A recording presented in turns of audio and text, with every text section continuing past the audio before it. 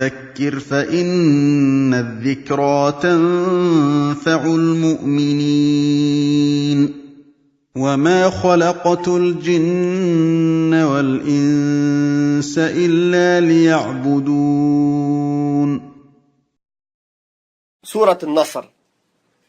Allah tabaraka wa ta'ala dit Bismillahir Rahmanir Rahim إذا جاء نصر الله والفتح ورأيت الناس يدخلون في دين الله أفواجا فسبح بحمد ربك واستغفره إنه كان توابا. Cette sourate, elle est post-égérienne, c'est-à-dire elle est médinoise. Et il a été dit que c'est la dernière sourate complète qui a été révélée. C'est-à-dire qu'il y a eu des versets après cela qui ont été révélés, mais en sourate au complet, c'est la dernière. Comme on va le voir dans la parole de Ibn Abbas, qui est rapportée par l'imam Muslim. Ubaydillah ibn Abdullah ibn Utbah a dit, Abdullah ibn Abbas m'a dit, est-ce que tu sais quelle est la dernière sourate du Coran qui a été révélée en entier? J'ai dit oui. Idha ja'a nasrullahi wal fath. Il a dit, tu as dit vrai. Dans une autre version, dans la version d'Ibn Abi Shaybah, il n'a pas dit la dernière. Il lui a dit, sais-tu quelle sourate est descendue en entier? Dans la version de Muslim, il a dit la dernière. Ceci est rapporté par, donc, la première version, Akhir Surah. La dernière surah, c'est rapporté par l'imam Muslim. Dans cette surah, il y a la bonne annonce. La bonne nouvelle, c'est la nouvelle que le prophète sallallahu alayhi wa sallam va avoir la victoire sur les Mécois, la victoire de la Mecque. Et que les gens vont entrer dans la religion d'Allah en masse. Car beaucoup de gens qui étaient ses ennemis, après la victoire de la Mecque, comme on va le voir, c'est là qu'ils sont devenus ses alliés et qu'ils ont cru en lui et qu'ils sont entrés en islam. Idha ja'a nasrullahi wal fath, lorsque vient le secours d'Allah ainsi que la victoire, Allah tabaraka wa ta'ala a spécifié un nasr, une aide spécifique au prophète sallallahu alayhi wa sallam. Il a dit, on m'a aidé par la crainte qu'il y a dans le cœur de mes ennemis à une distance d'1 mois. Donc ça c'était une spécificité du prophète sallallahu alayhi wa sallam, que tous ses ennemis qui étaient à distance d'1 mois de lui avaient peur de lui. Cette qualité elle est restée dans la ummah tant qu'elle était sur un califat bien guidé, qu'elles étaient encore sur les pas du prophète sallallahu alayhi wa sallam, et qu'il n'y avait pas de dissension entre les croyants. Mais quand la fitna est entrée entre les croyants, alors cette crainte elle est partie du cœur des ennemis. Et Allah Ta'ala a dit, وَلَا تَنَازَعُوا فَتَفْشَلُوا وَتَذْهَبَ رِيحُكُمْ. Ne vous disputez pas, ne divergez pas, vous allez faiblir, وَتَذْهَبَ رِيحُكُمْ. Et votre honneur, le crainte qu'il y a dans le cœur des ennemis, elle va partir. Non. La victoire de la Mecque s'est arrivée au 20 Ramadan de la 8e année de l'Hégire. Le prophète sallallahu alayhi wa sallam est venu avec une armée immense à la Mecque. Abu Sufyan est sorti dans la nuit, on lui a dit qu'il y avait des armées de toutes parts. Il a eu peur, il est sorti dans la nuit, il a été voir, il a voulu trouver un accord. Et il a été voir le prophète sallallahu alayhi wa sallam et il a cru en lui et il est rentré à la Mecque. Et le prophète sallallahu alayhi wa sallam est entré victorieux et il a donné le meilleur exemple du comportement d'un musulman quand il est victorieux, quand Allah lui donne la victoire. Il est entré la tête baissée, sallallahu alayhi wa sallam. Tellement baissé que sa barbe, elle touchait sa poitrine, par modestie pour Allah subhanahu wa ta'ala. En répétant La ilaha illallah, anjaza wa'dah, wa nasara abdah, wa hazama al-ahzaba wahdah. Nulle divinité d'adoration sauf Allah. Il a accompli sa promesse. Il a aidé son serviteur et il a vaincu tous les coalisés qui étaient contre le prophète sallallahu alayhi wa sallam.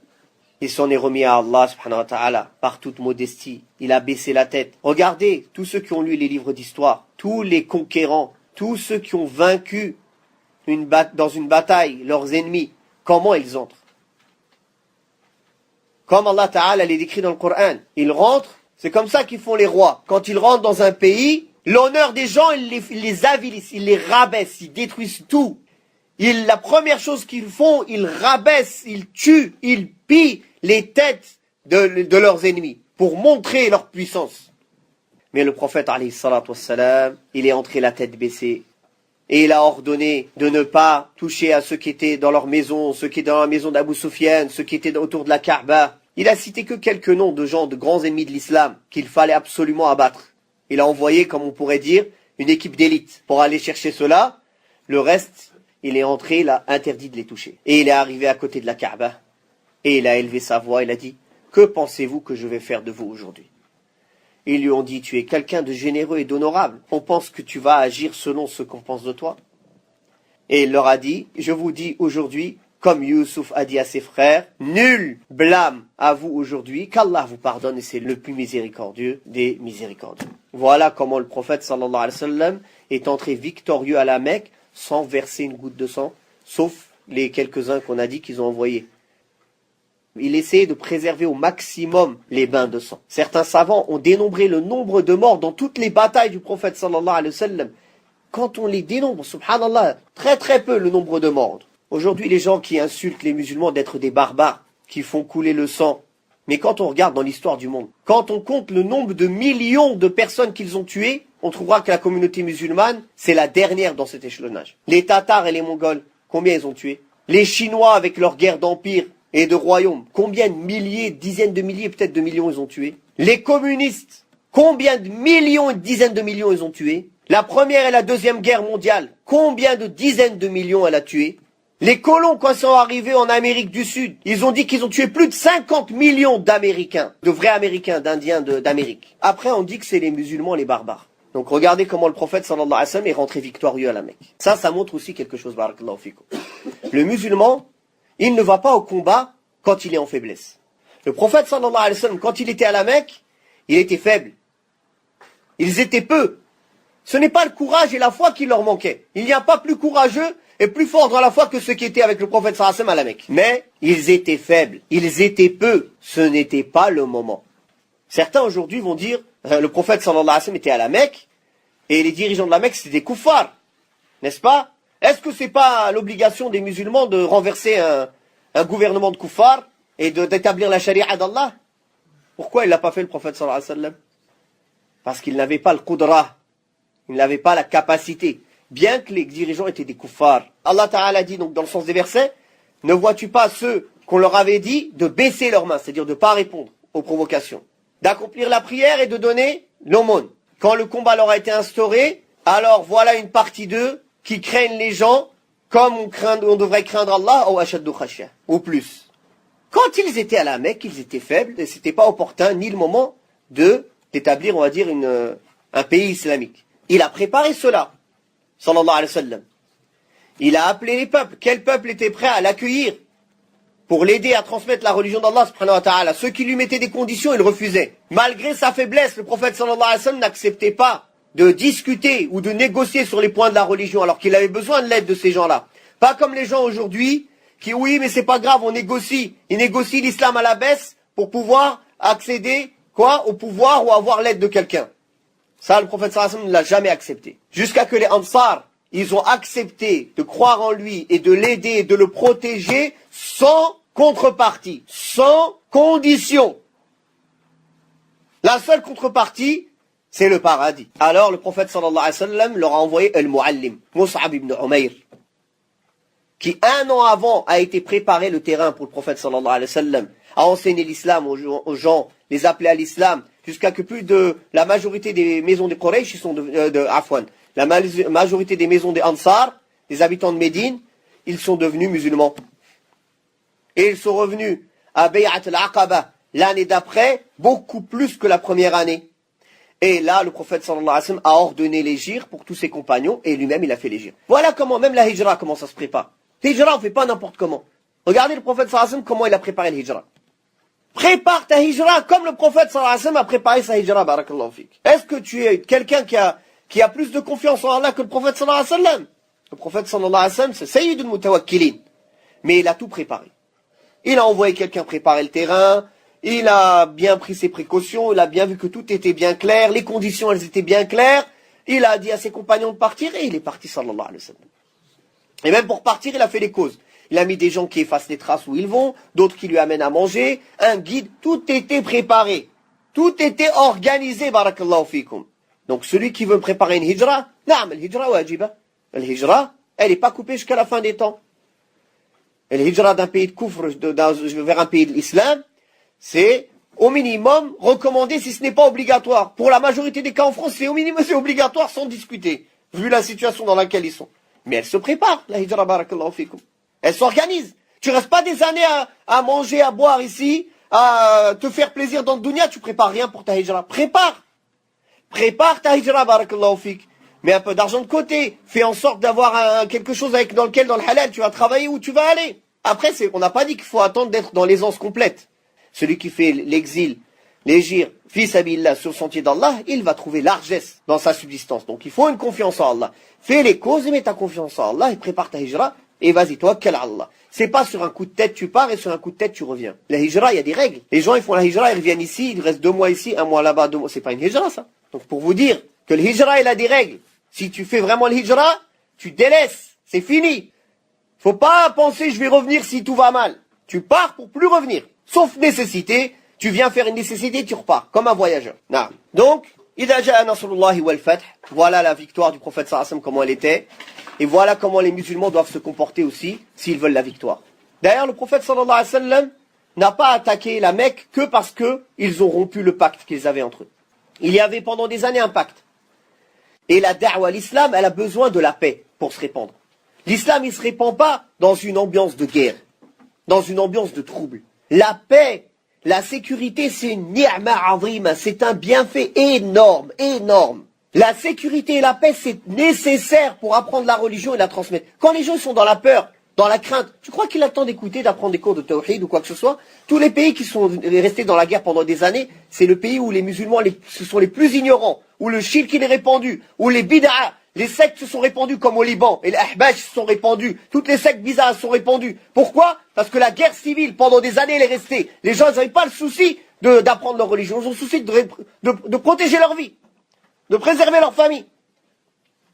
Donc la paix et la sécurité, c'est une ambiance nécessaire pour transmettre l'islam. Et le prophète sallallahu alayhi wa sallam, c'est pour ça qu'il a accepté le pacte de Hudaybiyah, le pacte avec les Quraysh, même si à première vue ils étaient perdants dans ce pacte. Il y avait plus d'avantages pour les Quraysh. Mais ils avaient besoin de ce temps-là pour se renforcer, pour enseigner l'islam, pour faire la da'wa, pour l'objectif pour lequel le prophète sallallahu alayhi wa sallam a été envoyé. Donc, barakallahu fikum, tous les gens là, les jama'at takfir, les jama'at thawriyin, qui vivent que dans les fitan, ils connaissent pas, ils sont jamais actifs quand tout va bien. Ils sont actifs que quand il y a les problèmes. Le sunnah, ils sont actifs dans tous les moments. Les gens de fitan et des bid'a, ils sont actifs que dans les moments des fitan. Il faut sans fitna, ils vivent pas. Il faut une fitna. Il faut faire vivre un trouble pour vivre. Sinon, ils n'existent pas. Comment veulent-ils que la communauté, elle avance? Eux, ils veulent qu'il y ait tout le temps on soit dans le trouble. Regardez les troubles qu'il y a dans les pays musulmans. Ça a servi à quoi, barakallahu fikum? Jusqu'à maintenant, en Syrie, il y a des milliers, des dizaines de milliers de gens qui meurent. On ne renie pas que Bachar, c'est un kafir. Et on veut sa mort. Mais est-ce qu'ils avaient la capacité de le sortir de sa place? Non, ils se sont fait pousser par le soi-disant printemps arabe. Hein, c'est pas un printemps, c'est l'hiver glacial. Ils les ont poussés et à la fin, ils sont restés tout seuls. Et tous les Rafidah d'Iran et de Hizballah, Hizb al-Shaytan du Liban, et les Rafidah de Syrie et les Rafidah d'Irak, ils s'entraident tous. Pourquoi? Massacrer le maximum de Ahl Sunnah. Et les Occidentaux, ils regardent. Donc, on est tous tombés dans le piège. Il faut, barakallahu fikum, étudier la vie du prophète sallallahu alayhi wa sallam. Étudier, regardez comment le prophète sallallahu alayhi wa sallam a agi. La paix, le pacte, même avec ton pire ennemi, la paix c'est utile. Même avec ton pire ennemi. Quand tu n'es pas capable de le combattre, il faut la paix. T'as pas d'autre solution. T'as pas d'autre solution que chercher la paix. Il y a des gens aujourd'hui qui critiquent par exemple certains États musulmans qui ont fait la paix avec Israël ou avec les pays occidentaux. Il a un autre choix. Il a le choix, il est capable, ils sont capables de les combattre. Non. Alors, barakallahu fik. Le prophète sallallahu alayhi wa sallam, il a fait la paix avec Quraysh. Pourquoi il a fait la paix avec Quraysh? Pour pouvoir être tranquille, faire ça, pratiquer leur religion, se renforcer, avancer. Donc nous, on a besoin de ce temps pour se réformer, pour se corriger, pour que la Ummah, elle revienne à din, elle s'attache à din, pour que alhamdulillah, que nos sociétés, elles changent. Et si la société, elle change, le pays change. Et la communauté, elle devient forte. Mais ça demande du temps et ça demande du travail, barakallahu fikum. Barakallahu fikum, comprenez bien la vie du prophète sallallahu alayhi wa sallam. Arrêtez de comprendre l'islam avec vos sentiments, avec vos passions. Les savants, du matin au soir, ils nous crient arrêtez, arrêtez, écoutez. Tout le monde prend les savants pour des vieilles personnes qui, comme ils disent, yakhraf. Il est en train c'est la personne, il est en train de radoter. Laisse le vieux, il radote. A'udhu billah. Certains même soi-disant prédicateurs, ils disent ça. Oui, mais ceux-là, ils connaissent que les fatwas dans la prière, dans tout ce qui concerne les femmes, les règles, les menstrues, les ulama al-hayd wa nifas, comme ils disent, a'udhu billah. Ils disent, nous, on connaît mieux le waqi', on connaît mieux la vie présente, ce qui se passe. Vous pouvez prendre les fatawas sur les adorations et l'aqidah chez eux, mais les fatawas politiques, vous les prenez chez nous, ils disent. Tous les gens qui sont proches des Ikhwan Muslimin et ceux qui portent le fikr de Sayyid Qutb et de l'autre Surur et toute leur bande. Regardez la vie du prophète, alayhi salatu wassalam, comment elle est. Apprenez-la et pratiquez-la. Arrêtez d'écouter tous ces perturbateurs, barakallahu fikum. Attachez-vous aux savants de la sunna, qui sont là pour nous montrer comment le prophète sallallahu alayhi wa sallam, avec des preuves du Coran, de la sunna, de la compréhension des salafs, il n'y a rien qui suit les passions, il n'y a rien qui suit, barakallahu fikum. Les savants, vous croyez que leur intérêt c'est de protéger le roi ou tel? C'est pour protéger la Ummah qui disent ça, barakallahu fikum. Ils cherchent le bien de la communauté. Qu'est-ce qu'ils ont à gagner, les savants, à 70 ans? Il a quoi à gagner du roi après 70 ans ou 75 ans? Ça y est, la mort elle est proche pour lui. Il a rien à gagner, barakallahu fikum. C'est les petits jeunes, là, qui ont des choses à gagner matériellement. Ils ont encore du tama', ils espèrent des places, ils espèrent des choses. Mais les personnes âgées, les grands shuyukh, nos grands ulama, ils ont quoi à gagner de cette vie-là? À part nous conseiller le bien. Ceux qui sont connus depuis des dizaines d'années d'être dans la sunna, c'est aujourd'hui à 75 ans, à 70 ans, il va changer? Non. Il y a beaucoup de choses à dire. Tout ça, c'est lié à Idha Ja'a Nasrullahi wal Fath. Tout le monde veut le Nasr, tout le monde veut la victoire. Il y a un chemin pour atteindre le Nasr, la victoire et le secours d'Allah subhanahu wa ta'ala. C'est le chemin du prophète alayhi salatu wassalam. Celui qui sort de ce chemin-là et qui veut instaurer un autre chemin que le chemin du prophète sallallahu alayhi wa sallam pour atteindre cela, alors il a innové dans notre religion. Barakallahu fikum. إذا جاء نصر الله والفتح ورأيت الناس يدخلون في دين الله أفواجا. Et que tu vois les gens entrer en foule dans la religion d'Allah. Effectivement, alhamdulillah, après que le prophète sallallahu alayhi wa sallam, qu'Allah ta'ala a donné la victoire au prophète alayhi salatu wassalam à la Mecque, toutes les tribus arabes ont compris que le prophète sallallahu alayhi wa sallam était aidé par Allah, que c'est lui qui aurait le mot de la fin. Donc, ils se sont précipités après la victoire de la Mecque à entrer en islam. Et cette année, elle a été appelée quoi? Amul Wufud, la 9e année de l'Hégire, l'année des délégations. C'est l'année où de toute tribu arabe, ils sont venus de délégation en délégation en masse à Médine pour accepter l'islam et pour apprendre l'islam. Et alhamdulillah, dans cette année-là, c'est la majorité de la péninsule arabique qui a accepté l'islam. Puis Allah tabaraka wa ta'ala lui a dit إذا جاء نصر الله والفتح ورأيت الناس يدخلون في دين الله أفواجا فسبح بحمد ربك واستغفره إنه كان توابا. Alors, par la louange, célèbre la gloire de ton Seigneur, implore son pardon, car c'est lui le grand accueillant au repentir. Subhanahu wa ta'ala. Naam. Donc Allah tabaraka wa ta'ala, il lui a donné 2 signes au prophète sallallahu alayhi wa sallam dans cette parole-là. Le premier signe, c'est que la religion d'Allah subhanahu wa ta'ala, la victoire, elle va arriver et que les gens ils vont rentrer dans la religion d'Allah en masse. Et que c'est pour cela qu'il faut qu'ils louent Allah subhanahu wa ta'ala et qu'ils lui demandent pardon. Le deuxième, c'est qu'il lui a annoncé que sa mort était proche. Sallallahu alayhi wa sallam. Comment on sait cela? C'est quand Allah ta'ala lui a demandé de faire l'istighfar, de demander le pardon. Comme Allah ta'ala demande à la fin de chaque bonne action, de demander le pardon. À la fin des meilleures actions, la salat, qu'est-ce qu'on fait? L'istighfar. Après le hajj, Allah Ta'ala a dit fastaghfirullah. À la fin, après avoir fini le pèlerinage, l'istighfar. De même, comme la vie du prophète sallallahu alayhi wa sallam était une vie bénie, quand Allah lui a demandé de faire l'istighfar, ça veut dire que cette vie et cette mission, elle est arrivée à sa fin. Et il lui a dit fasabbih bihamdi rabbika wastaghfirhu. Demande d'Allah al-maghfirah, le pardon. Et d'ailleurs, personne ne peut gagner le paradis par ses simples œuvres. Même pas le prophète sallallahu alayhi wa sallam. Le prophète sallallahu alayhi wa sallam a dit à ses compagnons, dans le sens des paroles, approchez-vous de la perfection et soyez constants. Et sachez que personne ne sera sauvé que par ses actes. Ils ont dit, même pas toi, au messager d'Allah. Il a dit, même pas moi. Sauf si Allah me couvre de sa miséricorde et de ses bienfaits. Donc le pardon, le maghfirah, c'est le fait qu'Allah tabaraka wa ta'ala couvre les fautes et qu'il les efface subhanahu wa ta'ala. Et personne ne peut atteindre le paradis sans cela. Sans cela. Même le messager d'Allah sallallahu alayhi wa sallam qui est le meilleur des êtres. Omar ibn al-Khattab, radiyallahu anhu, comme c'est rapporté dans Sahih al-Bukhari, il rapprochait beaucoup Abdullah ibn Abbas de lui. Vous savez tous qu'Abdullah ibn Abbas, il était jeune par rapport à tous les autres compagnons. C'est le cousin du prophète sallallahu alayhi wa sallam, mais il était jeune. Et le prophète sallallahu alayhi wa sallam a invoqué Allah pour lui. Ya Allah, fais-le comprendre la religion et enseigne-lui l'interprétation.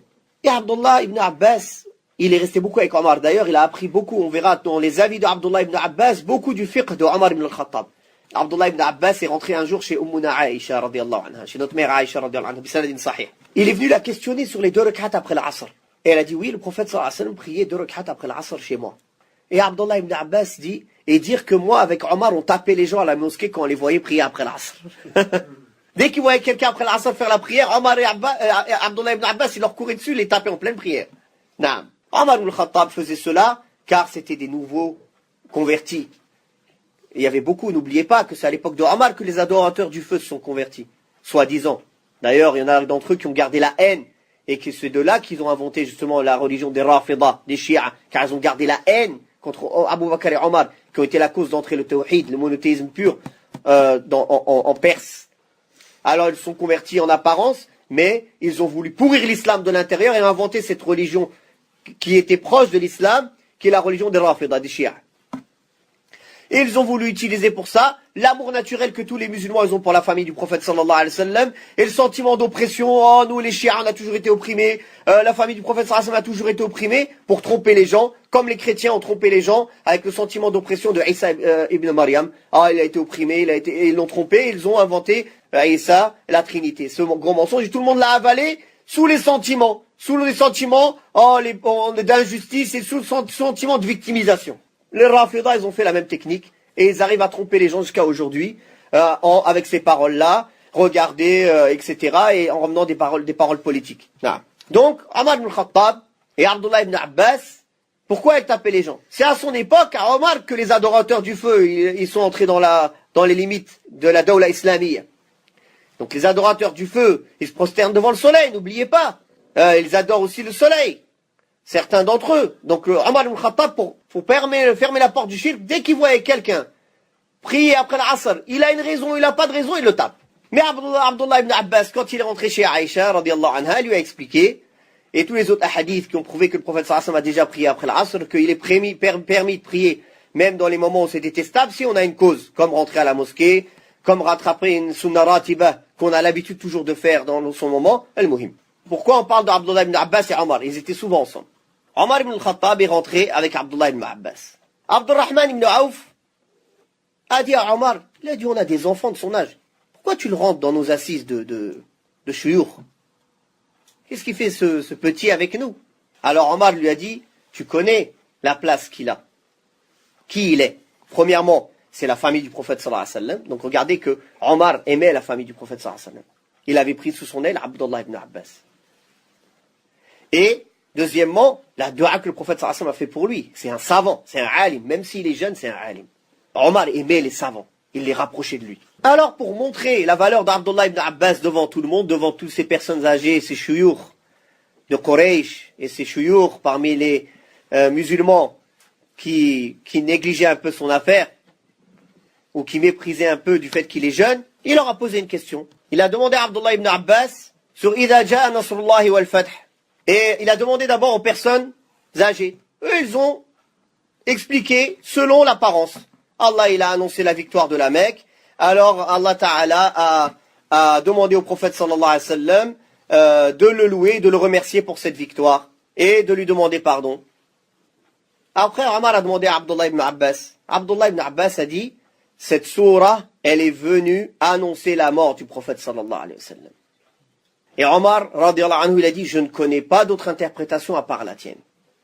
Donc il a voulu montrer à toutes ces personnes âgées la valeur de Abdullah ibn Abbas. Et effectivement, cette sourate, elle était venue annoncer que le prophète sallallahu alayhi wa sallam allait bientôt mourir car il avait fini sa mission. Il a été envoyé pour une mission. Tout le temps où sa mission devait se passer, Allah Ta'ala l'avait promis de le protéger. Donc Allah avait promis de le préserver, de le protéger de la mort. Il ne mourirait pas tant qu'il n'a pas fini sa mission. Il ne serait pas défaillant tant qu'il ne finirait pas sa mission. Mais quand sa mission est finie, le moment de retourner auprès d'Allah subhanahu wa ta'ala est arrivé. Et comme il est venu dans le hadith sahih, Salama, Hind bint Abi Umayya, radiyallahu anha, a dit que le prophète sallallahu alayhi wa sallam disait beaucoup avant sa mort, Subhanakallahumma wa bihamdika astaghfiruka wa atubu ilayk. Il le disait dans son ruku', il le disait dans son sujoud, il le disait à tout moment. Alors elle a dit, j'ai dit au messager d'Allah, je te vois dire beaucoup cette invocation. Et le prophète sallallahu alayhi wa sallam a dit, on m'a ordonné de le dire. Et il a récité, إِذَا جَاءَ نَصْرُ اللَّهِ وَالْفَتْحِ وَرَأَيْتَ النَّاسَ يَدْخُلُونَ فِي دِينِ اللَّهِ أَفْوَاجًا فَسَبِّحْ بِحَمْدِ رَبِّكَ وَاسْتَغْفِرْهُ إِنَّهُ كَانَ تَوَّابًا. Donc il a interprété ces versets comme c'était les derniers jours de sa vie. Il passait le maximum de son temps à demander pardon à Allah subhanahu wa ta'ala, jusqu'à ce qu'il soit retourné auprès d'Allah subhanahu wa ta'ala. Voilà ce que l'on peut dire sur cette sourate en résumé. وقل رب زدني علما